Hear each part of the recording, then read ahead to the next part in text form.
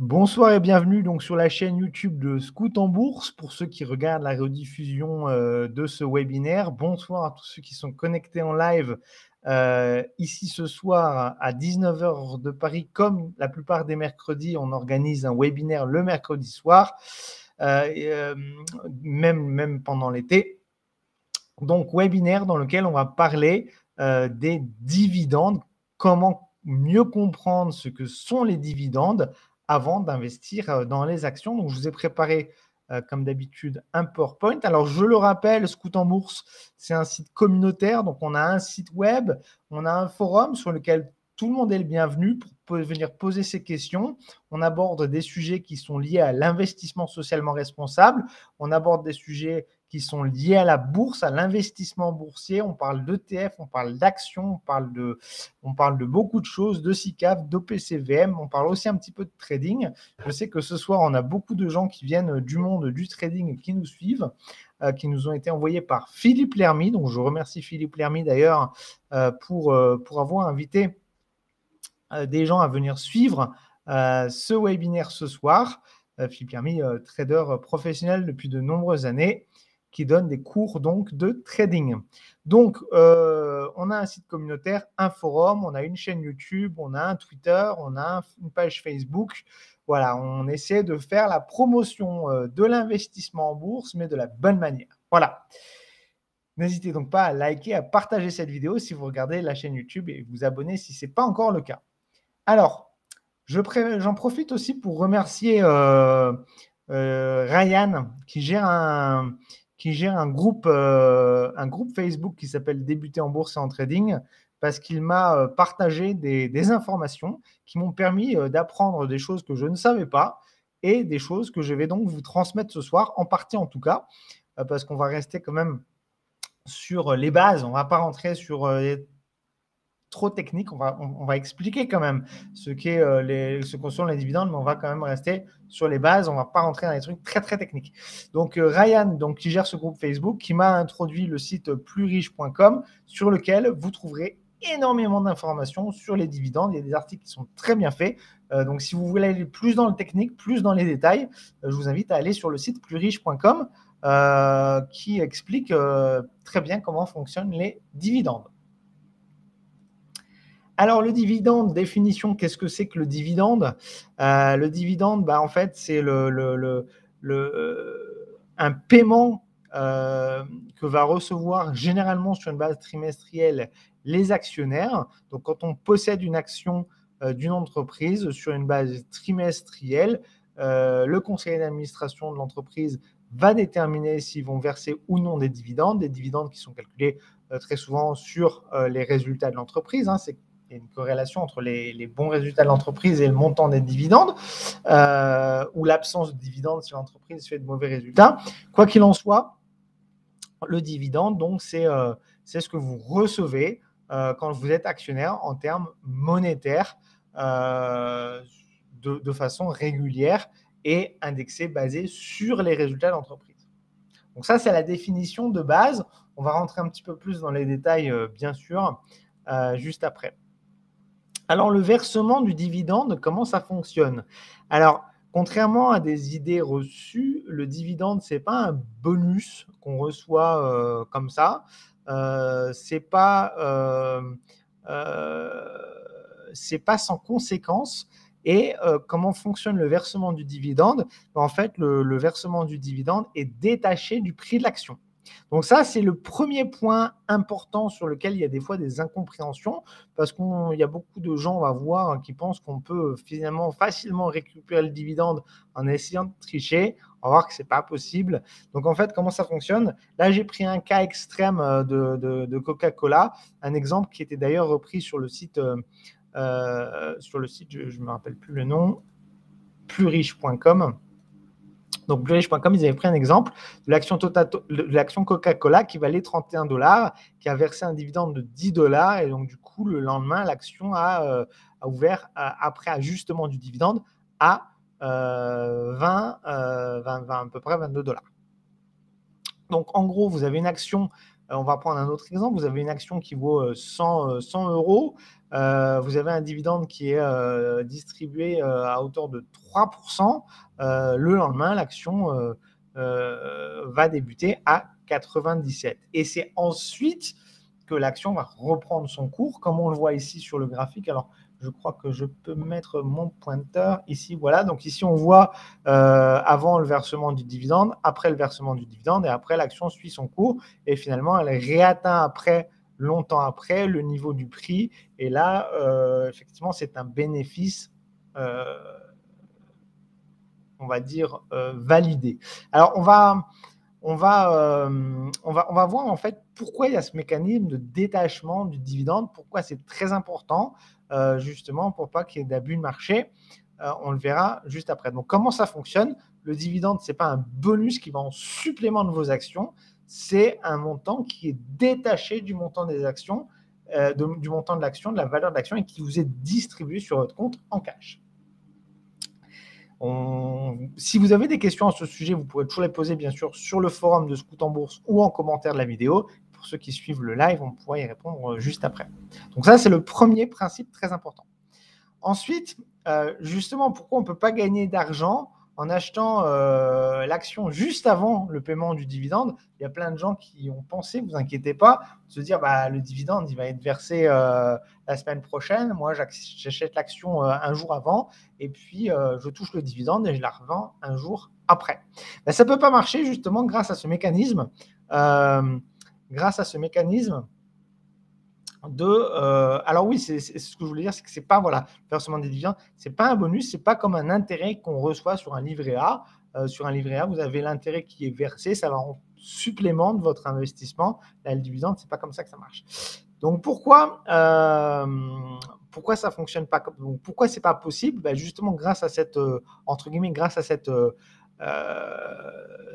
fonctionnalité de détachement qui évite ce qu'on appelle l'arbitrage. Donc en fait, si une action elle conservait la même valeur au moment du détachement de son dividende, ça créerait une opportunité, comme on dit, d'arbitrage. Et ça, l'arbitrage en bourse, c'est quelque chose qu'on n'aime pas parce que c'est de l'argent facile. Alors, je ne dis pas, ça existe dans certains cas, on peut faire de l'arbitrage. En général, c'est les professionnels qui le font. C'est plus des traders d'ailleurs qui le font, plus du trading que de l'investissement. Donc, l'arbitrage, c'est associé à de l'argent facile. Et en bourse, l'argent facile et sans risque, ça n'existe pas. Je mets bien entre parenthèses parce qu'il y a bien des stratégies de trading qui permettent de faire de l'arbitrage, mais ce n'est pas sans risque et ce n'est pas facile. C'est très risqué et c'est très difficile. Voilà. Donc, en gros, ce mécanisme de détachement permet de prévenir les gens qui vont juste venir acheter et vendre juste au moment de la distribution du dividende. Ce n'est pas le but. Le but des marchés financiers, c'est là pour financer les entreprises qui vont s'introduire en bourse, qui vont lever des capitaux pour pouvoir se développer, qui vont récompenser les investisseurs sous forme de dividendes. L'objectif n'est pas qu'il y ait des gens qui viennent juste se servir comme sur un buffet au meilleur moment sans prendre de risque. Voilà. Donc, on ne peut pas gagner d'argent juste en achetant l'action la veille. Alors, qu'est-ce qui est très important quand on parle de dividende? C'est pas nécessairement en fait le montant que vous allez recevoir en soi, mais c'est le signal que ça donne sur les marchés financiers, sur les marchés boursiers. Donc le signal que ça renvoie sur la qualité de la société. Parce qu'une société qui paie des dividendes, régulièrement et qui augmente régulièrement ces dividendes, comme on le voit ici là sur le graphe. Ce graphe-là, je l'ai bien pris là parce que voilà, ce qu'on aime en bourse en termes de dividendes, c'est des dividendes réguliers et croissants. Donc ça, c'est un signal d'une société solide. Voilà, les prix peuvent varier, hein, les prix varient, on le sait, il y a de la volatilité, mais en ce qui concerne les dividendes, on aime avoir quelque chose de régulier, de stable et de croissant. Voilà.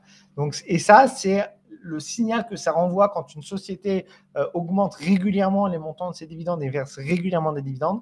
Ça renvoie aux investisseurs un signal d'une société qui est en bonne santé, qui est en croissance, qui est stable, qui est profitable. Et ça, quelque part, ça fait aussi monter les cours de l'action. Voilà pourquoi c'est important le signal de confiance. signal positif de confiance.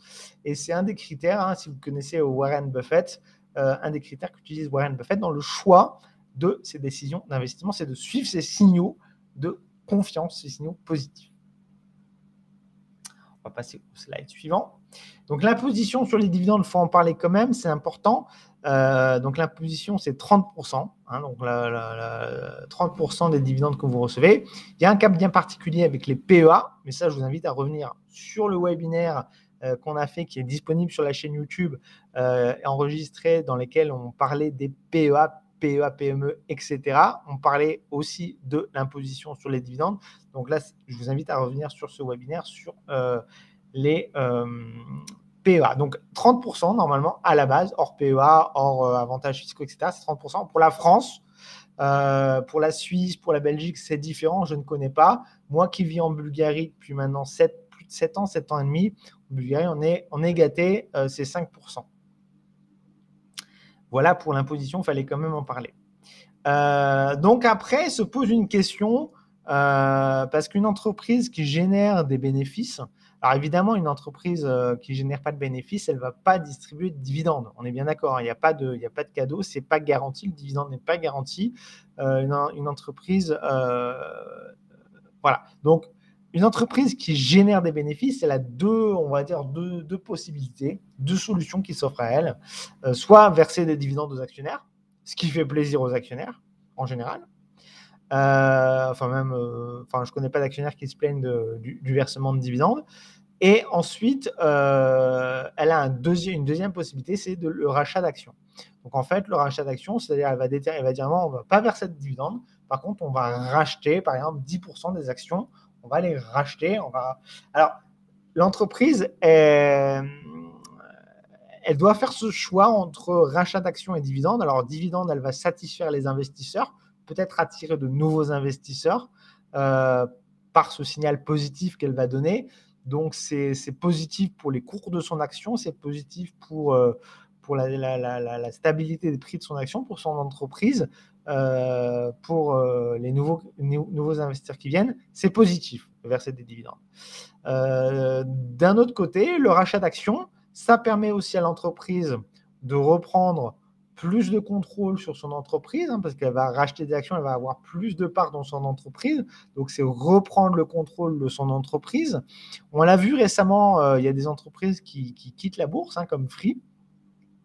Iliad, exactement, hein, c'est le groupe Free. Xavier Niel, il a racheté toutes les actions, hop, il est sorti de la bourse. Ça lui permet de reprendre le contrôle total de son entreprise. Alors, c'est ce qu'ont fait beaucoup d'entreprises américaines. Ça supporte aussi quelque part la hausse des marchés. Ça supporte l'action parce qu'ils rachètent. Donc, quelque part, ils rachètent souvent à un prix, à un bon prix. Donc, ça supporte les prix des marchés. Donc, c'est ce qui s'est passé beaucoup l'année dernière sur les marchés américains. C'est aussi, entre autres, ce qui explique les programmes de rachat, ce qui explique, entre autres, le fait que les marchés soient beaucoup montés au cours de l'année 2020. Donc, les programmes de rachat d'actions, d'une part, un peu comme pour verser des dividendes, ça soutient le prix de l'action. Donc, ça, c'est bon. Ça permet à l'entreprise de reprendre le contrôle. Et puis, ça permet aux actionnaires, qui sont actionnaires, finalement, d'avoir moins que chaque part dilue moins le capital de l'entreprise. Donc, il y a toujours cette décision que doivent prendre les conseils d'administration des entreprises qui sont cotées en bourse. Est-ce qu'on verse plus de dividendes? Est-ce qu'on rachète des actions? Est-ce qu'on verse un peu de dividendes? Est-ce qu'on rachète un peu d'actions? C'est des équilibres sur lesquels doivent jouer les entreprises. Voilà, ça, il fallait le préciser. Alors, après, il y a aussi un choix qui se porte au moment de savoir ce qu'on doit faire de l'argent qu'on a gagné. Voilà, une entreprise a gagné de l'argent, elle a été profitable. Qu'est-ce qu'elle va faire? Est-ce qu'elle va verser des dividendes ou racheter des actions comme on a vu, mais est-ce qu'elle va verser des dividendes ou est-ce qu'elle va réinvestir cet argent pour développer son entreprise en marketing, en ouverture de succursales, en rachat de concurrents, etc., etc. Est-ce qu'elle va développer son activité Donc ça, c'est un choix aussi qui est important, que l'entreprise doit prendre. Donc, beaucoup d'investisseurs, ce qu'il faut savoir, c'est qu'ils partent du principe, souvent, que distribuer un dividende, ça constitue une sorte d'opportunité manquée pour l'entreprise de réinvestir dans sa propre croissance. Donc, en fait, il y a beaucoup d'actionnaires qui disent moi, je préfère investir dans une société qui va continuer à se développer, donc qui va créer de la croissance. Et ça, c'est un sujet, on a Valentin ce soir qui est là avec nous, c'est un sujet que Valentin connaît bien, les sociétés de croissance, enfin les stratégies basées sur la croissance. Donc, est-ce qu'il vaut mieux distribuer des dividendes aux actionnaires ou est-ce qu'il vaut mieux faire de la croissance, de façon à ce que finalement l'entreprise se porte mieux. Parce que certains investisseurs estiment que l'argent rapporte plus à l'entreprise quand il est bien utilisé qu'aux actionnaires en termes de réinvestissement. Voilà, exactement, il y a deux écoles qui se valent, c'est le value et la croissance, comme le dit Valentin. Donc, il faut savoir aussi qu'il y a d'autres catégories d'investisseurs qui n'aiment pas que les entreprises soient assises sur une pile de cash importante. D'une part, parce que ça ne rapporte rien, voire même ça perd de la valeur avec les intérêts négatifs, avec l'inflation, etc. Donc, quand on a beaucoup de cash, il se dévalue au fil du temps. Et il y a aussi des investisseurs qui estiment que finalement, une entreprise qui a beaucoup de cash va pas nécessairement maximiser la rentabilité de l'utilisation de cet argent. Donc, il vaut mieux verser des dividendes. Après, les investisseurs, qu'est-ce qu'ils vont faire de ces dividendes? Est-ce qu'ils vont les réinvestir pour acheter plus d'actions, ce qui peut être un cercle, bénéfique, ou est-ce qu'ils vont le retirer, le cash out, etc. Donc, tout ça, c'est des problématiques. Alors, bien évidemment, il y a des conseillers d'administration qui doivent prendre ces décisions-là. Mais tout ça, c'est des problématiques auxquelles sont confrontées les entreprises. Voilà, il y a Martine qui me dit pourquoi pas faire 50-50 et mettre un peu en croissance. Voilà. En général, les entreprises essaient bien sûr de trouver un juste équilibre, mais il y a toujours une tendance, il y a des entreprises qui sont connues pour verser plus de dividendes, d'autres moins de dividendes, mais qui vont investir plus dans la croissance, etc. Alors, il y a une idée reçue qui est complètement fausse, comme quoi le versement des dividendes est tout à fait négatif parce que ça permet de faciliter la fuite des capitaux. Donc, c'est-à-dire, imaginons Total, la société Total Énergie, qui a des actionnaires, j'invente complètement, qui a des actionnaires saoudiens et chinois.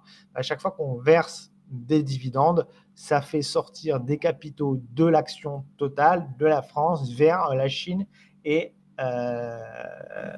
l'Arabie Saoudite. C'est faux parce qu'en réalité, les dividendes sont bien inférieurs en réalité aux capitaux qui sont investis à la base. Donc en fait, il y a toujours beaucoup plus de capitaux qui arrivent que de capitaux qui sortent.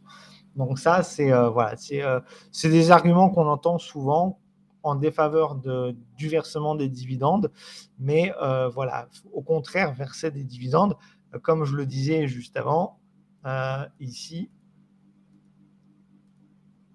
non, c'est ici, c'est un bon signal, donc ça va très certainement attirer plus d'investisseurs, peut-être pas dans l'entreprise en question, ça peut être dans l'entreprise en question, ça peut être dans d'autres entreprises, ça va être un signal de toute façon positif.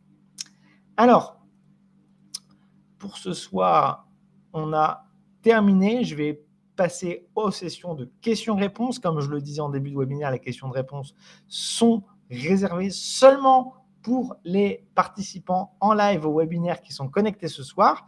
Ceux qui regardent la vidéo sur YouTube, on va couper l'enregistrement maintenant. Vous pouvez néanmoins poser vos questions sur le forum de Scout en Bourse ou encore, bien sûr, en commentaire de cette vidéo. Un grand merci d'avoir regardé cette vidéo sur YouTube et je vous souhaite une bonne soirée.